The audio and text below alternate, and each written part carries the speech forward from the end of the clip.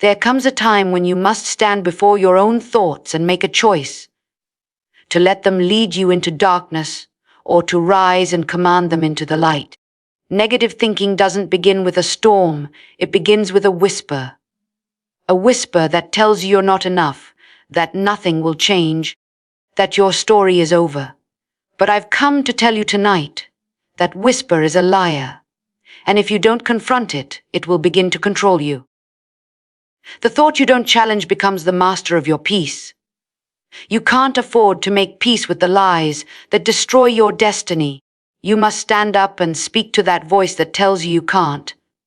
And say, I will not think small when I serve a great God. The first key to killing negative thinking is this: face the thought. Don't run from it.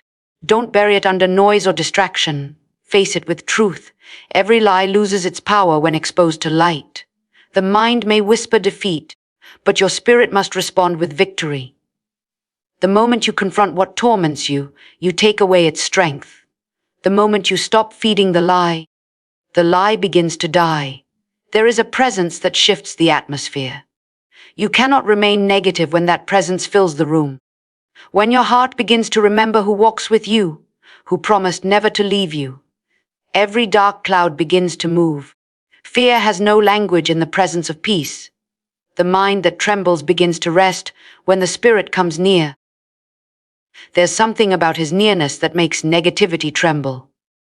You don't fight your thoughts by trying to think harder. You fight by surrendering deeper. The presence of peace will do more in one moment than your worry could do in a lifetime. And then comes the word. Oh, the word that rebuilds the mind. Every sentence from heaven is a sword. Every promise carries medicine for the mind. You cannot renew your mind with old memories. You renew it with living truth. The word doesn't just comfort, it confronts. It tears down strongholds built by years of fear and replaces them with pillars of promise. When you begin to speak what heaven has already declared, your mind begins to align with divine reality. Speak the word until your thoughts bow to it. Speak the word until every shadow loses its name. Gratitude, that is another key. Gratitude breaks chains. Gratitude is the sound of faith refusing to die. When you begin to thank in the middle of pain, the atmosphere changes. It's easy to thank when life is gentle, but it's holy to thank when your heart is broken. Every thank you spoken in the storm is a victory over darkness. Gratitude opens the windows of your mind and lets the light back in. The grateful heart cannot stay heavy. It cannot stay negative.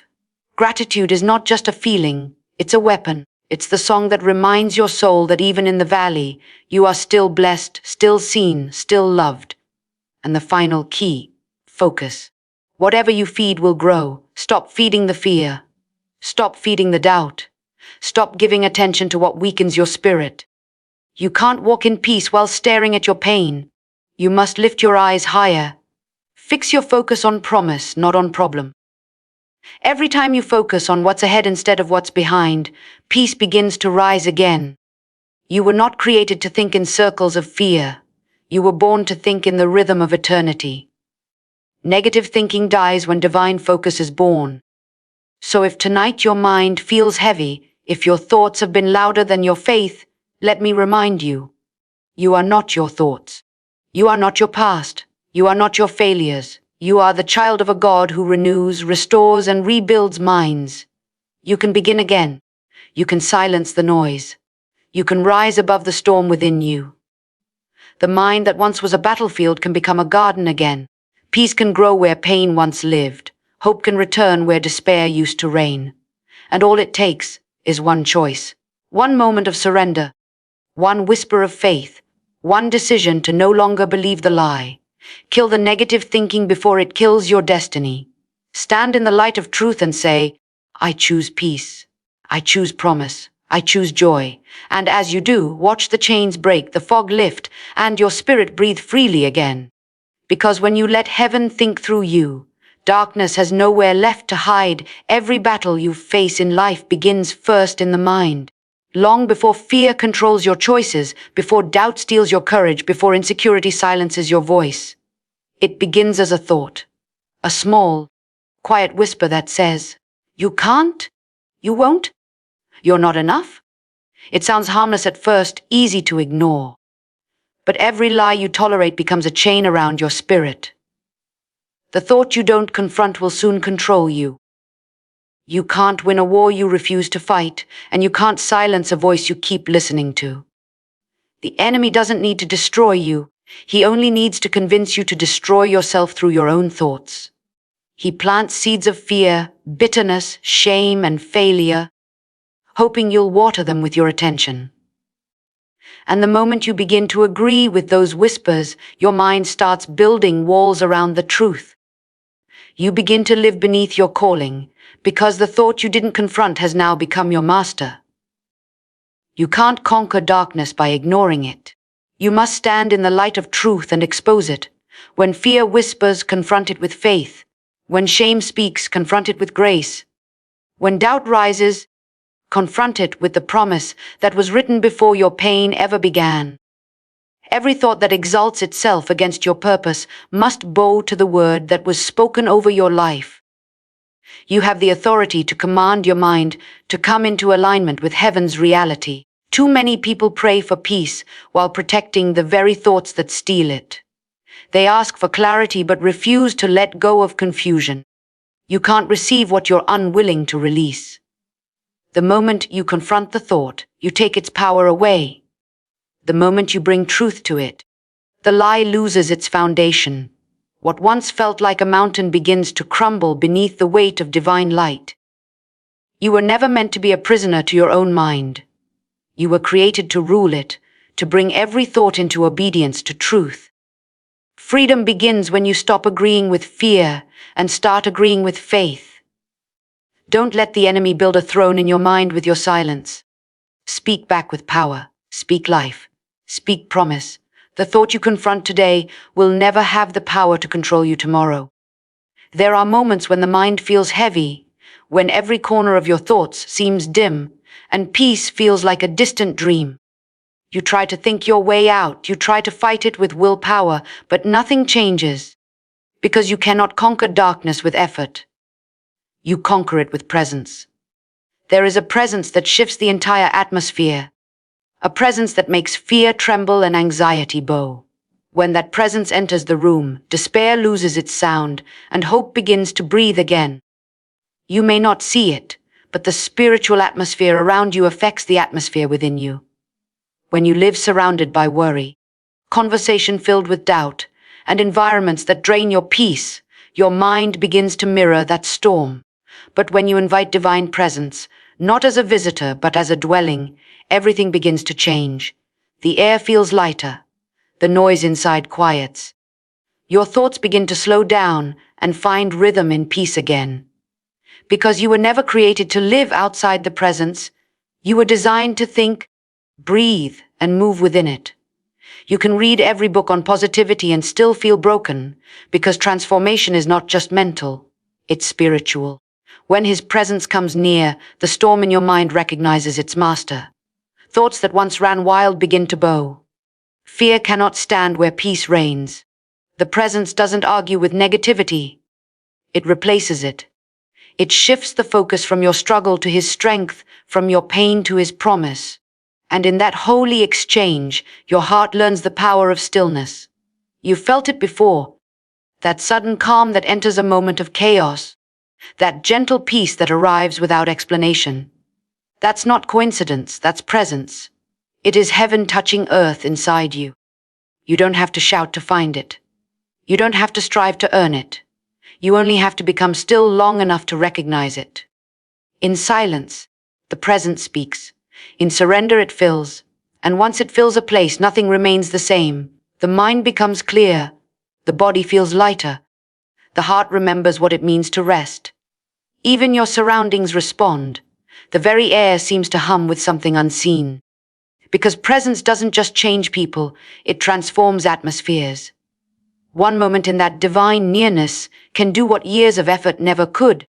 And the more you welcome that presence, the more natural it becomes to think in peace. Negative thoughts no longer have a place to land, because your inner atmosphere is filled with something greater. You carry peace instead of panic, gratitude instead of gloom, faith instead of fear. Wherever you go, you don't just survive the environment, you shift it. Because when the presence goes with you, every room you enter becomes brighter, lighter, and freer. The storm outside may rage, but within you, heaven still reigns. There are moments when the mind feels like broken glass, scattered, sharp, and fragile. Thoughts run wild, and you can't seem to gather them into peace. The weight of worry, fear, and regret builds walls that trap you in cycles you were never meant to live in. But there is one force strong enough to rebuild what life has shattered: the Word.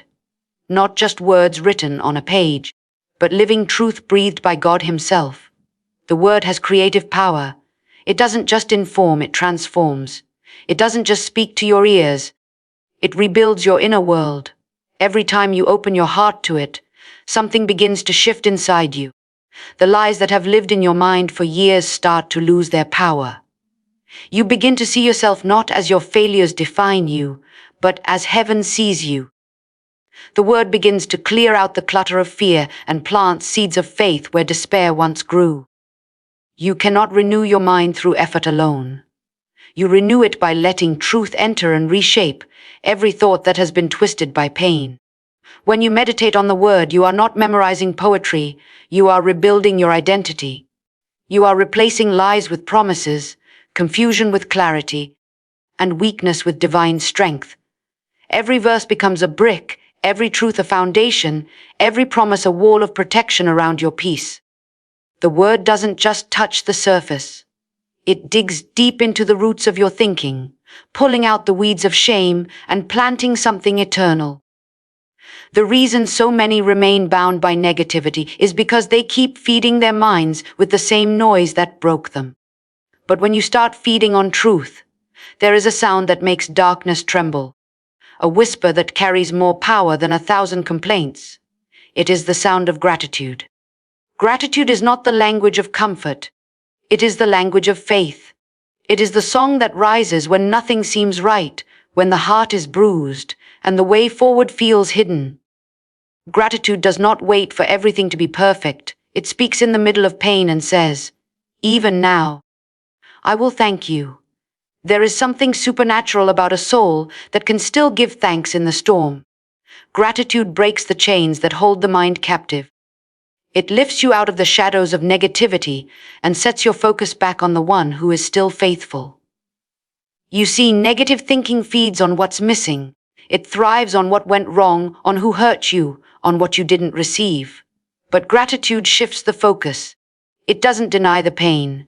It just refuses to let pain have the final word.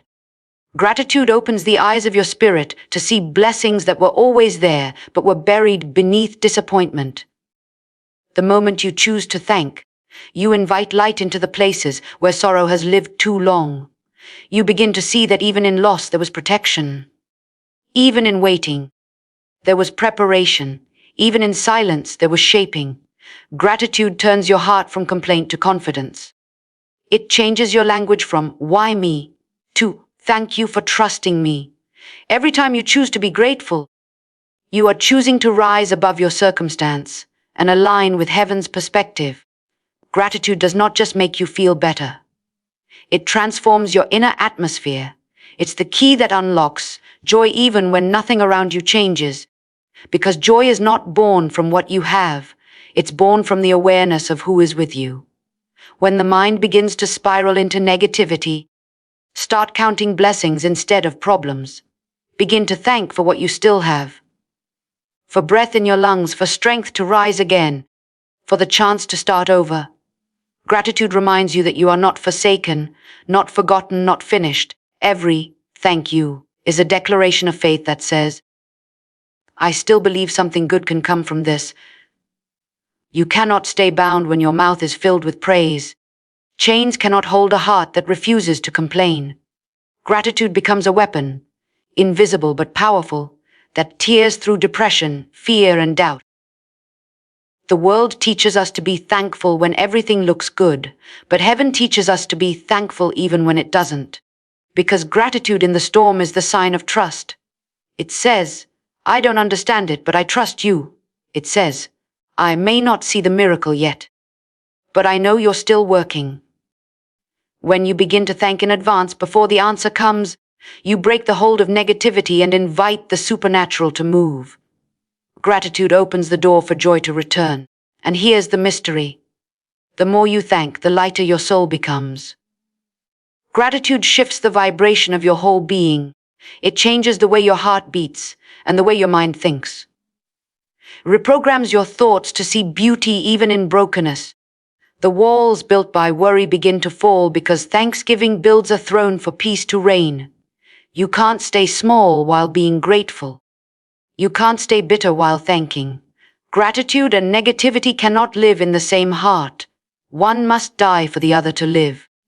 There's freedom that comes when you stop waiting for perfect moments and begin to thank in imperfect ones. Gratitude turns ordinary days into sacred ground. It makes you realize that every breath, every sunrise, every small mercy is proof that you are still being carried. Gratitude doesn't change what happened, it changes you. It softens the heart that grief hardened. It restores the joy that fear stole. It teaches you that peace isn't found in what you have, but in the one you trust.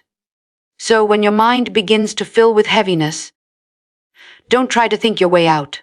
Thank your way out. Thank for the lessons hidden in pain, for the strength born through tears, for the grace that kept you standing. Thank until peace returns. Thank until your spirit remembers how to sing again. Because gratitude is the song that makes the chains fall. It turns prisons into sanctuaries and fear into worship. The heart that thanks cannot stay bound. Gratitude breaks the chains not by force but by faith. And when you begin to live that way, in the rhythm of thanksgiving, nothing in this world can hold you down again. There comes a point in every journey when you must decide what you will feed. Every thought, every emotion, every fear, they all demand attention. And whatever you feed will grow. If you keep feeding the lie, it will grow stronger. If you feed the truth, it will begin to lead you. The battle for peace is not about how loud the lies sound. It's about what you choose to focus on. The lie will always whisper. The pain will always try to speak. But your focus determines your freedom. You cannot walk in peace while giving energy to fear. You cannot expect light to fill your mind while you keep staring at the darkness. You must turn your eyes away from what drains you and fix them on what builds you. The enemy's greatest weapon is distraction. He doesn't have to destroy your purpose. He only needs to divide your attention. He feeds you lies about who you are, about your future, about your worth. And if you keep rehearsing those lies, they begin to sound like truth. But the power of focus is this: you get to decide which voice wins. You don't have to argue with the lie. You don't have to explain yourself to fear. You only have to stop feeding it. Starve the thought that tells you you're not enough. Ignore the voice that says it's too late. Stop watering the seeds of worry and they will wither. The mind becomes what it meditates on, and peace comes to those who guard their gaze. Focus is not denial, it's direction. It doesn't mean pretending the pain isn't real. It means refusing to let the pain define what's next. When you choose focus, you are choosing power. You are deciding that your energy will not be wasted on what's unworthy of it. The lie may knock at the door, but it cannot enter unless you open it. Every time you focus on truth, you shut the door to deception. Every time you fix your eyes on promise, you take back authority over your thoughts. The mind that focuses on truth becomes a sanctuary that lies cannot invade. Your thoughts follow your gaze. If you stare at what you fear, fear will grow. If you stare at what you believe, faith will rise. That is why focus is sacred. It builds the bridge between your belief and your becoming. There's a quiet power in choosing not to entertain every thought that enters your head. Not every voice deserves your attention. Not every feeling deserves a response. The mature mind knows how to stay still in truth when lies demand a reaction. That's strength, not in fighting, but in refusing to feed what seeks to drain you. The world is loud with distraction. Everywhere you turn, there are voices calling for your attention. Some feeding fear, others stirring comparison, some sowing doubt. But peace belongs to the focused. When your heart decides to fix its eyes on purpose, everything else begins to fade. The noise may still be there, but it loses its grip on you. You begin to live with clarity. You begin to think from peace, not pressure. You begin to walk in rhythm with eternity instead of reacting to chaos. You can't stop the thoughts from coming, but you can stop them from staying. The lie may come like a storm, but focus is the shelter that keeps you safe. Choose to fill your mind with truth daily. Speak it, meditate on it, live from it. When your focus is anchored in what's eternal, no temporary fear can shake you. The lie feeds on attention, starve it with silence. Feed your mind with words of promise, with reminders of purpose, with visions of who you are becoming, and soon the lies grow weaker. The noise becomes distant. The storms lose their force, because a mind that is focused on light cannot be consumed by darkness. You will start to notice that the same voices that once controlled you no longer move you. Your focus becomes your shield, your stillness, your strength. When you stop feeding the lie, truth begins to breathe again. Hope returns, joy returns, and peace, the kind the world cannot give, becomes your constant companion. That is the power of focus. It silences the lie without needing to fight it. It refuses to feed fear and instead feeds faith until truth stands unshaken within you. There will always be voices that try to pull you back. Whispers that tell you it's too hard, too late, too broken. But you are not called to live beneath those voices. You were created to rise above them. Every battle in your mind is an invitation to choose truth over illusion, to choose faith over fear, to choose focus over confusion. You are not powerless. You are the gatekeeper of your own thoughts. What you allow in will shape the world within you, and the world within you will shape the life around you. The mind is holy ground. Protect it, guard it. Fill it with words that build, not break. Feed it with light until the darkness has no place to hide. Every time you choose truth, every time you choose gratitude, every time you choose to focus on what's eternal, you are rebuilding yourself from the inside out. The same mind that once carried chaos can carry peace. The same thoughts that once held you captive can now become the path to your freedom. So rise above the noise. Stand tall in the storm. Let the peace that surpasses all understanding be the proof that you have killed the lie and chosen life. You are not your past, not your fear, not your failures. You are the reflection of divine strength, learning to think in victory.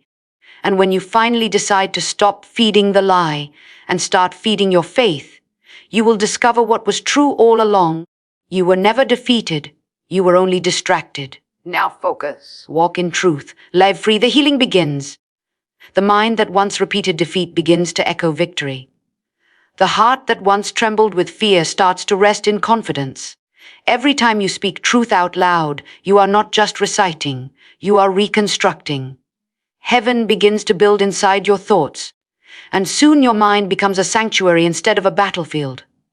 There is power in speaking what God has already said about you. When fear whispers, you respond with truth. When doubt rises, you remind your soul of what is written. The word is not passive. It's alive, active, sharper than any sword. It cuts through the confusion, breaks the lies, and rebuilds what pain tried to destroy. The word takes what was broken and breathes new structure into it. And slowly the fog clears, the noise quiets, the heaviness lifts. You begin to think differently, walk differently, and live differently. Not because your circumstances changed first, but because your mind was rebuilt by truth. The word doesn't just repair, it renews. It turns ruins into strength, ashes into beauty, chaos into calm. When the word takes root in you, your thoughts become unshakable, because they're no longer built on fear. They're built on eternal foundation.